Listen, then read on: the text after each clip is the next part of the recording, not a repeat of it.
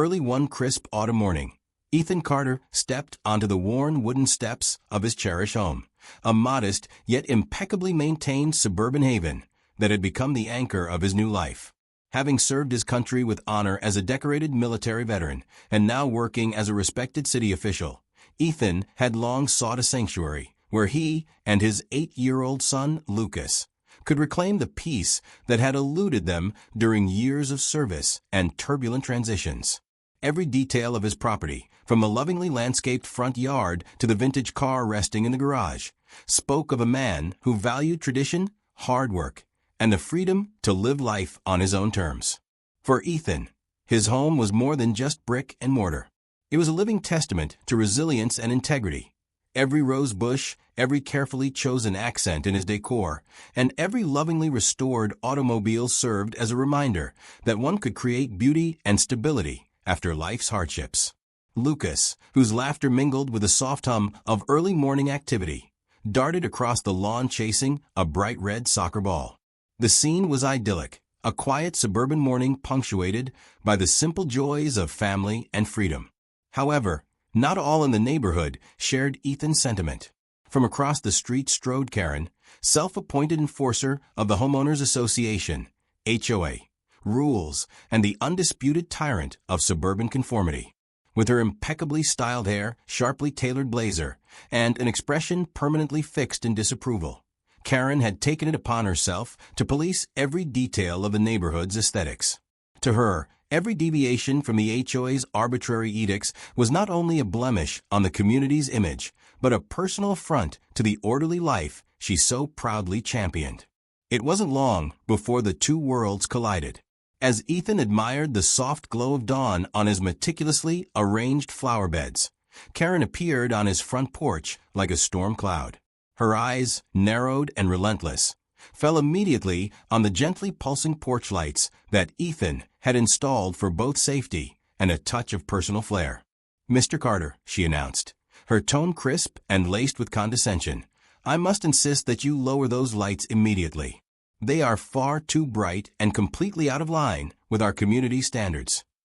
Lucas, momentarily halting his game, glanced up in bewilderment at the unexpected intrusion. Ethan, though startled by the abruptness of the confrontation, maintained his composure. "Karen," he replied firmly, "this is my home. The lights are there for a reason. They keep us safe and reflect a bit of our family's personality. I'm sorry, but I don't see how they can be a violation of any community rule." Karen's lips pressed into a thin line, her posture stiff, as she delivered her next words with unmistakable authority. "I'm not here to debate aesthetics, Mr. Carter. I'm here to enforce the rules that every homeowner in this community has agreed to follow. If you refuse to comply, I will have no choice but to issue a formal notice, and I assure you, the HOA does not take such matters lightly." In that moment, as the tension mounted and the early sunlight cast long shadows across Ethan's carefully tended lawn, a quiet murmur began to spread among the few neighbors who had paused to watch the scene unfold. Many had grown accustomed to Karen's rigid interpretation of the rules, but none had witnessed such a direct challenge before. For Ethan, a man who had faced far greater adversities in his life, this confrontation with Karen symbolized yet another battle against an overbearing system that valued conformity over common sense. Ethan's voice, steady yet carrying an unmistakable edge of defiance, rose above the murmurs. "I will not be bullied into submission by arbitrary standards, Karen. This home, my sanctuary, is built on principles of fairness and respect, values I expect to be upheld, not trampled upon by those who hide behind a title." His words resonated not only with his own resolve, but with the silent hopes of neighbors who had quietly endured similar tirades. Lucas, clutching his soccer ball a little tighter, watched his father with wide, admiring eyes. Even in this early hour, the boy sensed that what was at stake went far beyond a dispute over porch lights. It was a stand for the right to live freely, without the shadow of tyranny creeping into every corner of one's personal space. As Karen turned sharply on her heel, her eyes flashing with a promise of further repercussions, the crisp morning air seemed to hold its breath. Ethan gazed after her, a mix of determination and concern etched across his face. He knew that this wasn't an isolated incident, but the opening salvo in what might become a prolonged clash between individual rights and an overzealous HOA bureaucracy. And though the battle lines were only just being drawn, Ethan vowed that his family's well-being and the sanctity of his home would not be compromised without a fight. The stage was now set, a proud father, a devoted community member, and an unyielding enforcer of outdated rules stood on opposite sides of a line that had been drawn by entitlement and the unyielding desire for control. In that charged silence, the promise of a dramatic showdown lingered in the air, heralding a conflict that would soon ripple through the entire neighborhood. The next morning, the serenity of Ethan's neighborhood was shattered by a foreboding envelope attached to his front door. As he retrieved it, his heart sank at the sight of an official-looking document emblazoned with the HOA seal and a bold red stamp. The notice declared a $750 fine for violating community light regulations, a rule Ethan had never before encountered. Standing at the edge of his walkway with her arms folded and a smug smile firmly in place was Karen. "The rules apply to everyone, Ethan," she stated crisply, her tone leaving no room for debate. It was clear that this wasn't an honest mistake. It was an act of intimidation. Ethan's shock gave way to determination. With years of experience as a city official, he knew the ins and outs of local ordinances and recognized immediately that this fine was nothing more than a manufactured threat. He meticulously read through the notice, noting every vague reference to non-existent guidelines and arbitrary standards. Instead of cowering, Ethan set his mind to respond with precision. Within hours, he composed a formal letter disputing the fine, citing local zoning laws and precedents that protected his right to choose his home's appearance. With a firm resolve, he delivered his complaint to the local zoning office, confident that the law would soon vindicate him. However, as the day unfolded, it became apparent that Karen was not about to let this challenge go unanswered. Word had spread quickly among the residents, many of whom had already been quietly grumbling about the HOA's heavy-handed tactics. Soon enough, several neighbors reported their own supposed infractions, turning what might have been isolated incidents into a coordinated campaign of harassment. Before Ethan could fully process the implications, a convoy of city inspectors rolled into his driveway. With clipboards in hand and stern expressions, they began scrutinizing every inch of his property. One inspector eyed the bright, carefully placed lights and inquired, "Is this part of your exterior design?" While Ethan patiently explained that the lights were both a safety measure and a touch of personal flair, his words seemed to dissipate into an atmosphere charged with suspicion. In the background, Karen maneuvered with the air of someone in full command. She offered curt nods to the inspectors and made pointed comments to onlooking neighbors, reinforcing her role as the unquestioned enforcer of the community's standards. "We all must abide by these rules," she murmured to a hesitant resident, her tone brooking no dissent. The implicit message was clear. Defiance was not an option. Realizing that he was facing an orchestrated effort to undermine his rights, Ethan decided to take further action. Later that afternoon, after the inspectors departed with promises of follow-up inspections, he convened an impromptu meeting with a handful of like-minded neighbors. Over lukewarm coffee and scattered neighborhood blueprints, the conversation quickly turned to the increasingly arbitrary fines and warnings that had plagued their community. They recalled with dismay how minor, everyday choices were being twisted into alleged violations. Motivated by the shared frustration, Ethan spearheaded a community petition aimed at curbing the HOA's overreach. The petition detailed the dubious nature of the new light regulation and called for a review of the HOA's enforcement practices. One by one, residents signed on not only to protect their own homes, but also to stand up against what they now saw as an abuse of power. What began as a personal battle for Ethan was rapidly morphing into a united front against the authoritarian grip of the HOA. Karen, ever the tactician, quickly escalated her response. Instead of relying solely on fines, she began distributing a series of stern warning letters to residents. These communications were laced with legal jargon and ominous threats of further action, including the potential seizure of property for those who dared to resist. The intensity of her campaign sent a ripple of unease throughout the neighborhood. Each letter, each threat, was designed to instill fear and force compliance. That evening, a mandatory community meeting was held in the modest hall of a local community center. With the room packed full of anxious homeowners, Karen took a stage, her voice echoing off the walls as she reiterated the strict standards everyone was expected to follow. "You are all required to adhere to the HOA regulations without exception," she declared, her eyes scanning the crowd for any sign of rebellion. The air was thick with tension, as even those who sympathized with Ethan's position sat in fearful silence. Ethan sat quietly at the back of the room, absorbing every word. The fine and the ensuing chaos were not merely about the brightness of his porch lights. They were about control. It was a stark reminder that, in this community, individual rights were being sacrificed at the altar of conformity. As the meeting concluded and the residents dispersed into the cool night, a heavy sense of foreboding lingered. Karen's voice echoed in their minds, a constant reminder of the oppressive oversight they were all now subject to. For Ethan, the $750 fine had become a symbol of a larger, more insidious battle. As he locked his door that night, his resolve hardened. The fight was just beginning, and he knew that while the HOA might wield power through fines and legal threats, the spirit of community and the rule of law were on his side. The bright lights that had sparked this entire confrontation now shone as beacons of defiance, a reminder that sometimes the only way to reclaim one's freedom was to stand up to authority, no matter how intimidating. In the weeks following the initial confrontation, the neighborhood's atmosphere grew increasingly tense. It soon became apparent that Karen was prepared to escalate her campaign against Ethan and anyone else who dared question her authority. One cool evening, as dusk settled over the community, Ethan returned home only to find a series of official-looking notices posted on his door and fence.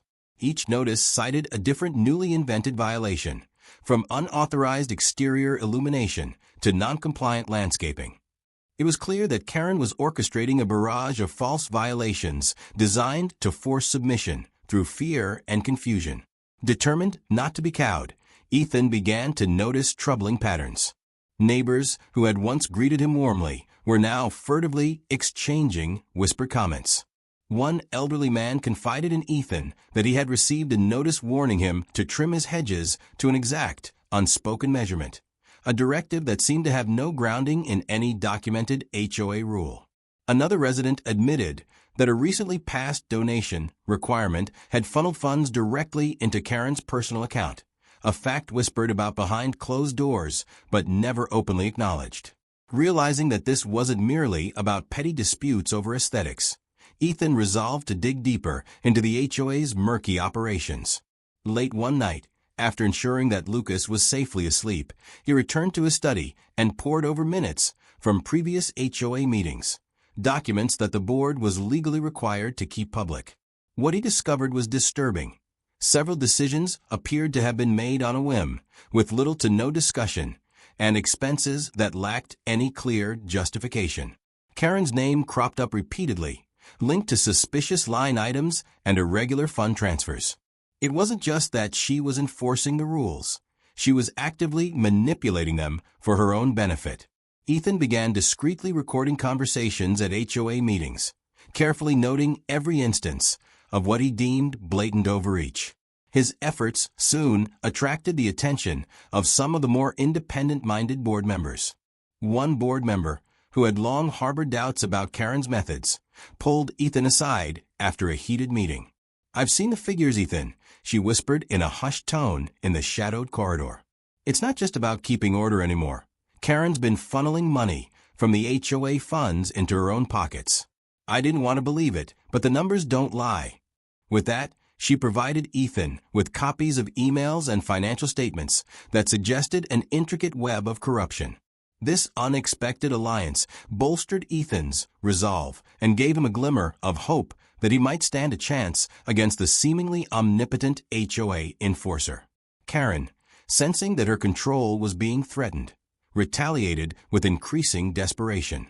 One morning, Ethan awoke to find that a tow truck had been quietly parked in his driveway. The message was clear. If he didn't comply with the arbitrary rules, the consequences would be severe, potentially including the loss of his beloved vehicle. A subsequent visit from a security consultant hired by the HOA, who claimed that Ethan's property was in violation of obscure building codes, only added to the mounting pressure.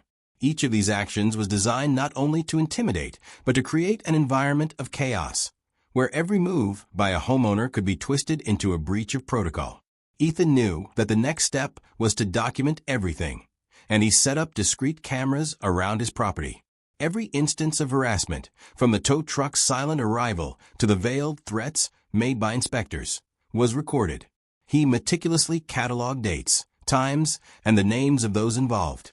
His home, once a quiet sanctuary, had transformed into a surveillance outpost against an overzealous bureaucracy.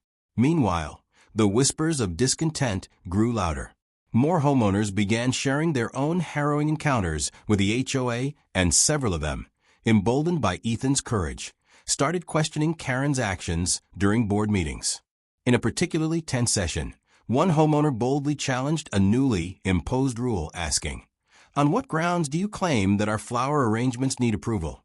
The room fell silent, and for a fleeting moment, even Karen's ironclad facade wavered. Yet, she quickly regained her composure, her eyes flashing with cold fury, and reminded everyone that the rules were not up for debate. But the seed of doubt had been planted. As the coalition of skeptical homeowners began to form, Ethan recognized that the battle was shifting. What had started as an isolated conflict over porch lights and neighborhood decor was rapidly evolving into a full-blown investigation into corruption. He organized informal meetings with several affected residents, encouraging them to keep detailed records of every encounter with the HOA. Together, they compiled evidence that painted a damning picture of systemic abuse, an abuse that reached far beyond minor aesthetic disagreements. Ethan's growing dossier of proof was both a personal victory and a beacon of hope for the community. He planned to use this evidence not just as a shield against further harassment, but as a counterattack to expose the illegal practices within the HOA. His strategy was simple yet powerful. Document every overstep, galvanize the community, and when the time was right, present an unassailable case that would force local authorities to intervene. In that pivotal moment, as storm clouds gathered on the horizon both literally and metaphorically, Ethan understood that he was on the brink of a major showdown. Karen's unchecked power was beginning to crumble under the weight of evidence and collective resistance. The battle lines were now drawn between a tyrant wielding authority for personal gain and a community united in its demand for fairness and transparency. And while the road ahead promised to be fraught with legal skirmishes and personal sacrifice, Ethan was resolute.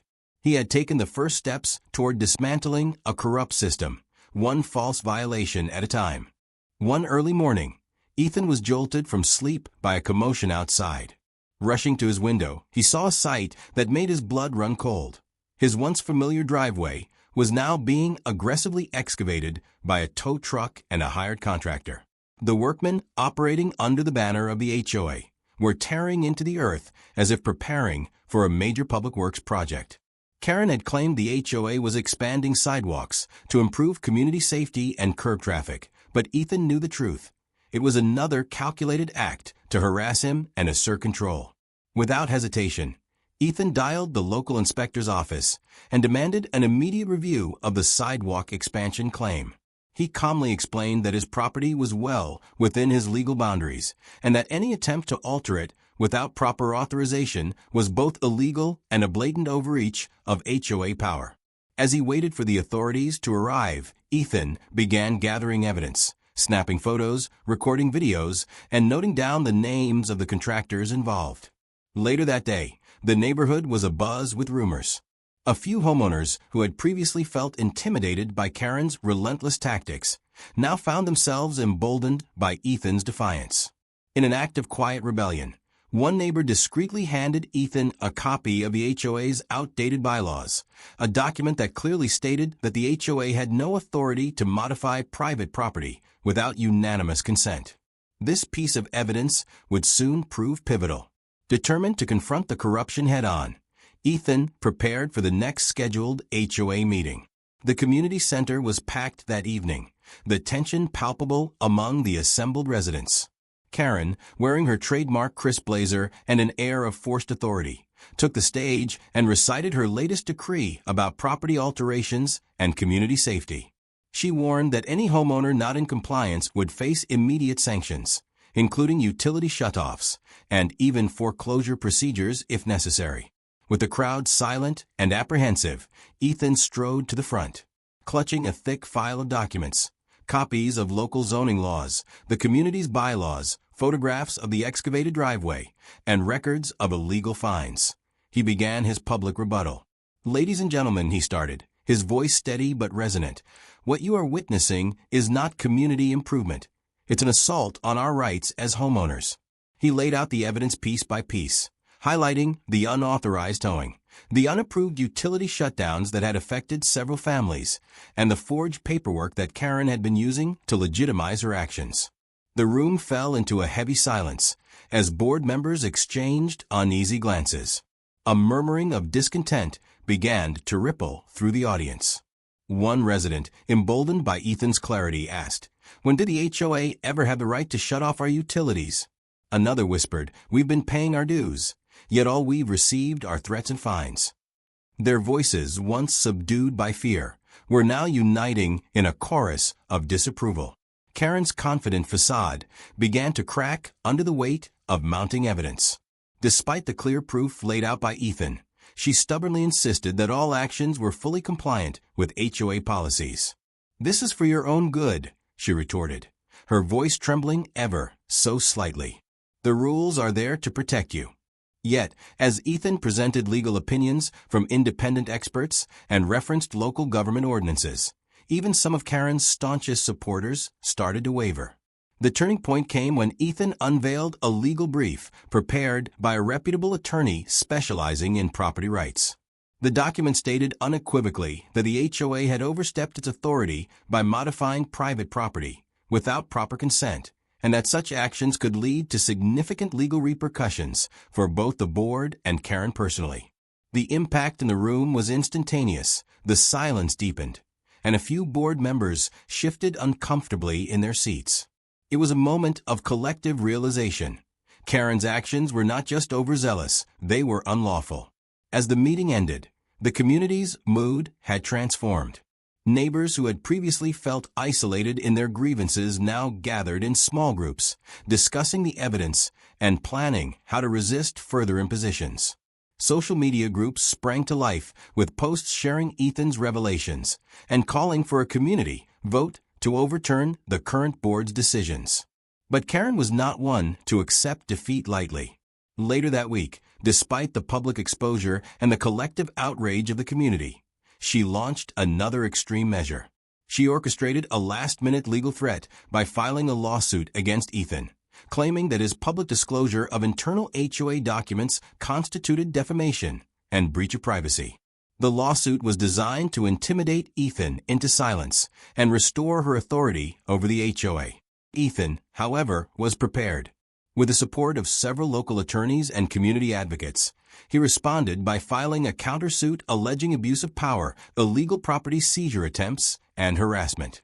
The legal battle was set to become a high-stakes confrontation between a determined homeowner and an overreaching HOA enforcer. Even as the courtroom drama began to unfold, the real victory was happening on the ground.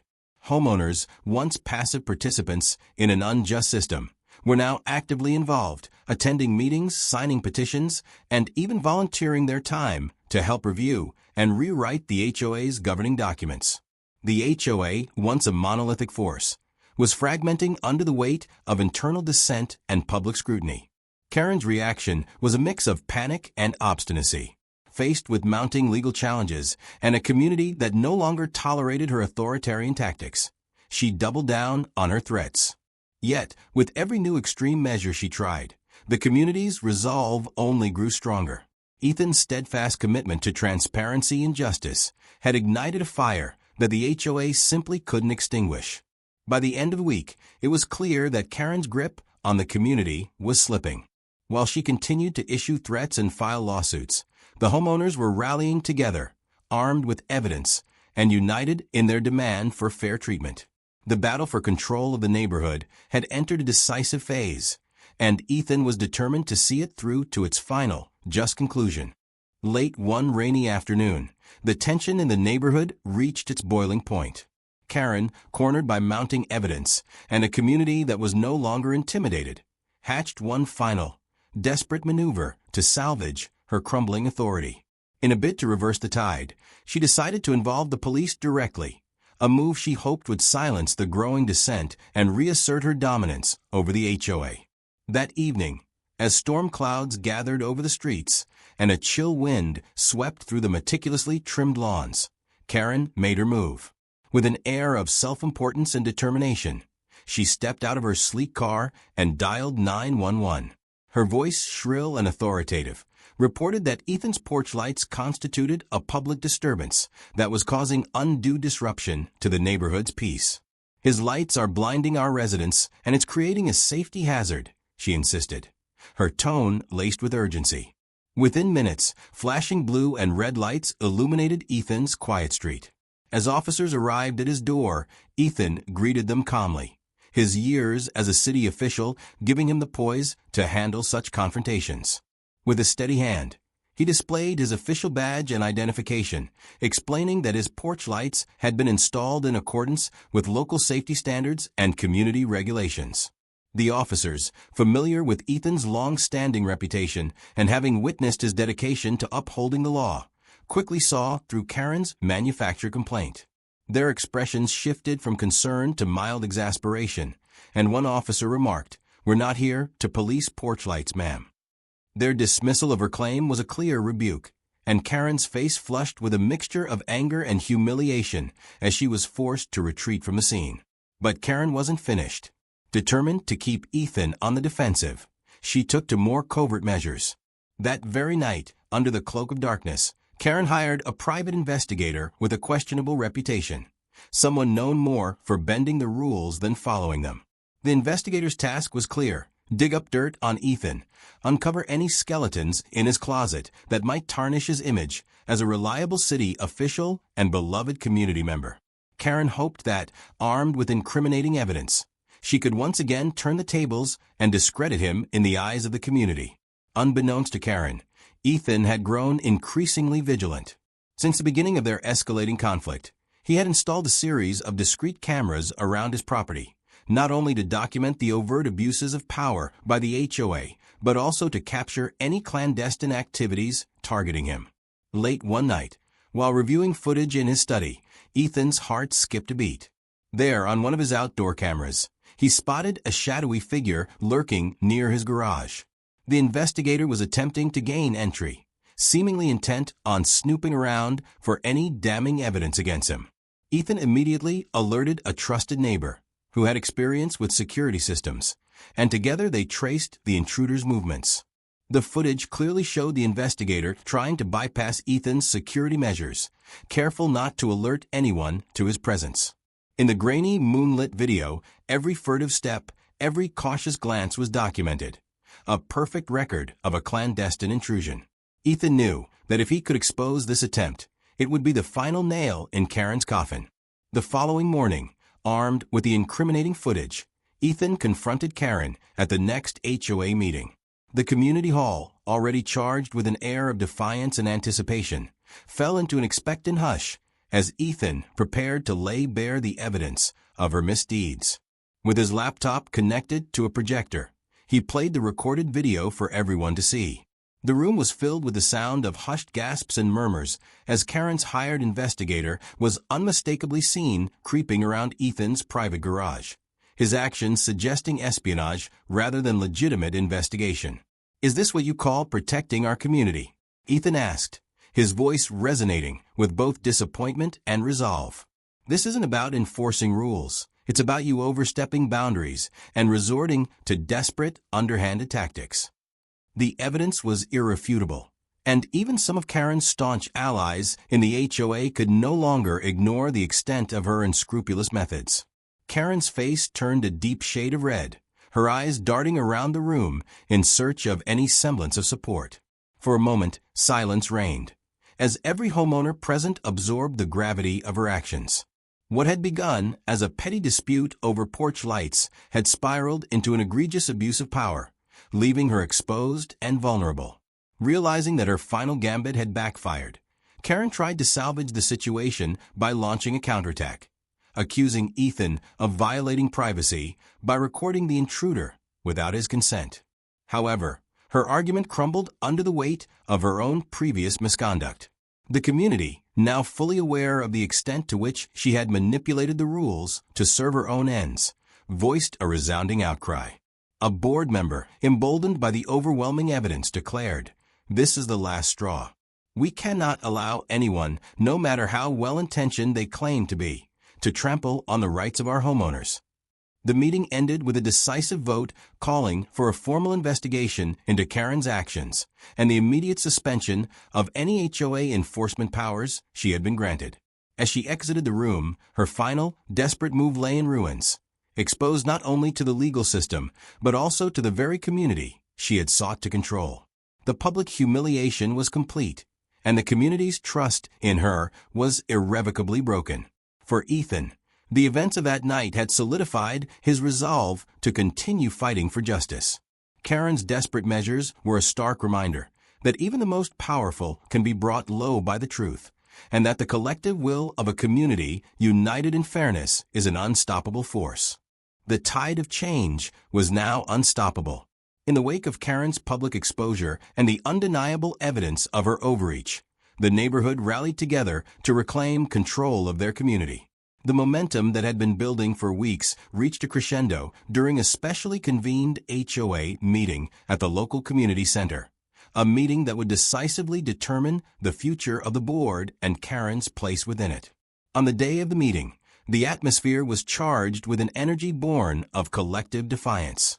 Homeowners, many of whom had suffered quietly under Karen's relentless grip, gathered in force. Word had spread quickly. This was not merely a procedural meeting, but a watershed moment in their struggle for fairness. Neighbors who had once hesitated to voice their dissent now spoke with unbridled candor. There were stories of unreasonable fines, of utility shutoffs, and of inexplicable threats that had disrupted lives. As the meeting commenced, the chairman, an impartial, long-time resident respected for his fair judgment, called the session to order. One by one, community members took to the podium, detailing their experiences with the HOA's abusive tactics. The evidence was overwhelming. Photos, documents, and recorded footage painted a damning portrait of a system designed to intimidate rather than protect. Karen's attempts to justify her actions fell flat in the face of this collective testimony. With each new account, the unity among homeowners grew stronger. A pivotal moment came when a prominent board member, who had been quietly wrestling with her conscience for months, stood up to declare, "We entrusted the HOA with the responsibility to safeguard our interests, not to trample on our rights." Karen's leadership has betrayed that trust. Her words resonated deeply with the crowd, sparking a series of impassioned declarations of support for reform. It was clear that the community no longer had faith in the current management. The chairman announced that a vote would be taken immediately to remove Karen from her position as HOA president. As the votes were cast, it became apparent that the community's frustration had finally found its voice. The tally was decisive. A landslide majority demanded Karen's removal. In that moment, Karen's authority crumbled before the very people she had tried so hard to control. The repercussions did not stop with her ousting. In the days that followed, a series of legal and administrative actions swiftly dismantled the old order. The city government, having been alerted to the numerous complaints and irregularities, initiated a formal investigation into the HOA's practices. Board members who had enabled Karen's unchecked power were summoned for questioning, and several found themselves facing fines and even criminal charges related to misuse of funds and corruption. For Ethan, this was both a personal victory and a vindication of the principles he had stood for throughout the ordeal. He watched as the HOA's once feared structure fell apart, replaced by a community-driven initiative that promised transparency and fairness. The new interim board, elected in a spontaneous show of unity, immediately set about reviewing and revising the outdated and often arbitrary regulations that had long governed the neighborhood. The changes were swift and significant. Fines were rescinded, policies that allowed for unilateral decisions were nullified, and mechanisms were put in place to ensure accountability for any future board actions. Karen's personal downfall was equally dramatic. Stripped of her position and exposed as the architect of systemic abuse, her influence evaporated almost overnight. Unable to withstand the mounting pressure and legal challenges, she was forced into an unenviable corner. Facing potential lawsuits and a complete loss of credibility, Karen tendered her resignation. Rumors quickly spread that her home, once a symbol of her supposed authority, was to be sold under duress, marking the end of her reign in more ways than one. Within the community, there was a palpable sense of relief and hope. Neighbors who had once lived in quiet dread now celebrated their newfound freedom. For many, the events had served as a powerful reminder that collective action and solidarity could triumph over even the most entrenched power structures. In informal gatherings and online forums, residents recounted their experiences, determined to ensure that such abuses of power would never recur. Ethan, who had been at the forefront of this struggle, became something of a local hero. Yet he remained humble, emphasizing that the real victory belonged to the community as a whole. Sitting on his well-lit porch one crisp evening, he surveyed his neighborhood, a place that was now not only a home, but also a symbol of resilience and democratic spirit. The old order had been replaced with a system that truly valued the voices of its residents, and as the sun set on the day's events, Ethan couldn't help but feel that justice had finally been served. In the end, Karen's downfall was not merely the result of legal maneuvers or the force of public opinion. It was a testament to the enduring power of community unity. The HOA, once a monolithic entity used to control and intimidate, had been dismantled piece by piece by those who refused to accept tyranny. And as the neighborhood stepped into a new era, the message was clear. No one, no matter how entitled or self-appointed, was above the collective will of the people. In the weeks following Karen's dramatic removal, the fallout from the HOA's abuses began to surface in the public arena. As investigations unfolded, the city's legal authorities and consumer protection agencies zeroed in on the practices of the entire HOA. Homeowners, emboldened by their recent victory, provided sworn testimonies detailing not only Karen's overreach, but a series of systemic failures that had allowed corruption to flourish for years. It all came to a head during a heated press conference held at the local courthouse. A panel of city officials announced that the HOA was being slapped with a record-breaking fine for unlawfully enforcing non-existent regulations. The fine, which ran into the tens of thousands of dollars, was meant as both punishment and a stern warning to any association that might attempt to trample on homeowners' rights again. Public statements from local government representatives emphasized that such heavy-handed tactics were unacceptable and that the community's trust had been betrayed. At the press conference, one official declared, "The HOA's practices have been under scrutiny for months. Our investigation has revealed a pattern of abuse, where arbitrary fines and illegal property seizures were used as instruments of control. Today, we are taking decisive action." The announcement was met with applause from local residents, many of whom had suffered quietly under the HOA's oppressive policies. For Ethan, the fine was more than just a monetary penalty. It was the culmination of a hard-fought battle against tyranny. Not one to rest on his laurels, he organized community meetings where residents could discuss the legal options available to them. Together, they agreed to file a class action lawsuit against the HOA, not only to recover the financial losses incurred, but also to set a precedent that no organization was above the law. The lawsuit quickly gained momentum. Legal experts and civil rights advocates joined forces with the homeowners, pooling their resources and expertise. Evidence that Ethan had meticulously gathered, ranging from improperly issued fines to signed affidavits from intimidated residents, became the cornerstone of the case. As the lawsuit moved toward trial, several board members, once allies of Karen, were compelled to testify about their roles in the corruption. Their admissions painted a clear picture of a system designed to exploit and control, further strengthening the case against the HOA. Amid mounting legal pressures, the state also launched an inquiry into the financial irregularities of the HOA. Auditors uncovered misappropriated funds and irregular transactions that were linked directly to Karen's personal accounts. With the net tightening around the organization, the board was forced into a series of emergency meetings to scramble for legal defenses. However, their efforts were in vain. The evidence was overwhelming, and public opinion had firmly turned against them. Ethan's final move in this legal battle was both strategic and symbolic. He proposed a settlement that included not only the reimbursement of fines, but also significant reforms in how the HOA was governed. His proposal called for increased transparency, regular audits by independent bodies, and the establishment of a resident oversight committee to ensure that future decisions would be made with the community's best interests at heart. In court, the judge lauded the collective efforts of the homeowners. This case is a landmark moment for community rights, the judge stated. It sends a clear message. The power of a people united can hold even the most powerful institutions accountable. With the judge's ruling, the lawsuit was settled, and the HOA was effectively dissolved. Karen's reign of terror had come to a legal end, and the community was finally free from the oppressive weight of arbitrary rules and fines. The legal consequences that befell the HOA signified more than just retribution.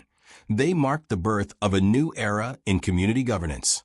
The homeowners had reclaimed their rights and, in doing so, set an example for neighborhoods across the region. The fight had been long and arduous, but the outcome was a resounding affirmation that no group of individuals, no matter how organized, could subvert the law when faced with a united and determined community. In the aftermath of the legal and communal collapse of the HOA, Karen's personal life began to unravel at a pace as relentless as the public scrutiny she now faced. Once the unchallenged enforcer of neighborhood conformity, she found herself isolated, shunned, and the subject of scornful whispers wherever she went. Her once pristine home, a symbol of her authority, was now a stark reminder of her fall from grace. The community's backlash was swift and unforgiving. Rumors spread that Karen was forced to sell her house at a fraction of its value, and soon, the once carefully maintained garden became overgrown and neglected. Neighbors who had once bowed to her presence now looked on with pity and quiet satisfaction, knowing that the power she had wielded so ruthlessly was now completely stripped away. But it wasn't only her property that suffered. Karen's personal life began to mirror the disintegration of her professional persona. Long-standing relationships fractured under the pressure of her public disgrace. Whispers about a failing marriage and a partner who no longer tolerated her domineering behavior became a common refrain at the local diner and community center. The once self-assured woman now found herself battling loneliness and regret as her personal alliances crumbled one after the other. A particularly biting moment came when Karen was seen arguing at City Hall, desperately trying to negotiate the cancellation of remaining fines that were still being levied against her for past abuses. City officials, now unimpressed by her former bravado, dismissed her pleas with cool efficiency. The very institutions she had once manipulated were now part of the system that held her accountable. Her attempts to deflect responsibility only deepened the public's disdain, as every misstep was documented by local news outlets and amplified by social media. In a twist of poetic justice, fate seemed to have more in store for Karen.